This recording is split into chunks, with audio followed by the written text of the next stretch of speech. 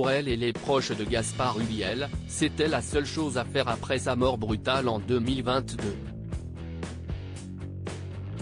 L'acteur a fait don de ses organes et un an plus tard, on sait que 6 autres personnes ont reçu cette part de lui et vivent mieux grâce à lui.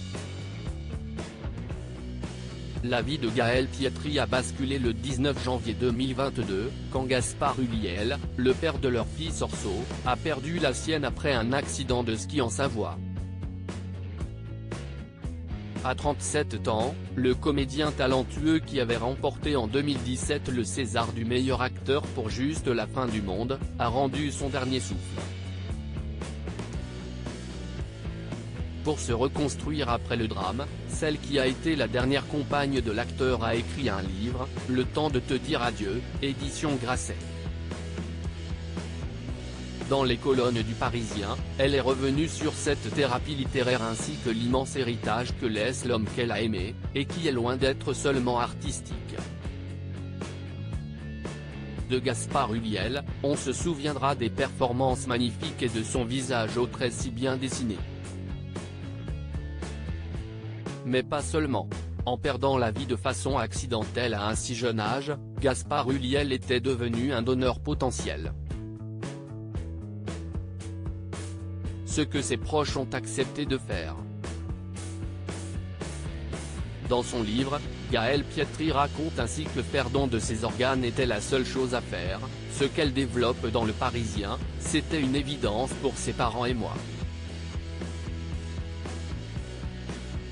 Le dernier message que je lui ai envoyé concernait un ami dont le fils de 4 ans atteint d'une leucémie avait besoin d'un don de plaquettes.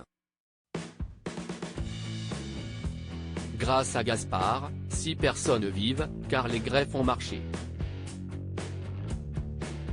CIST concret et CIST magnifique.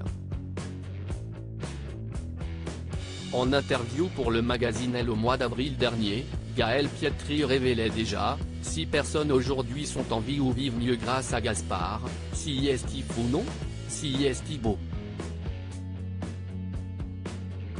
Nous ne connaîtrons jamais leur identité mais j'espère qu'elles ont aussi un peu de sa mémoire en elles. La mort de Gaspard Ulliel se mêle donc à la renaissance. Celle de Gaël Pietri, qui avait été déjà très marquée par leur rupture puisqu'elle avait développé un vitiligo après leur séparation, est en marche et s'accompagne du souvenir.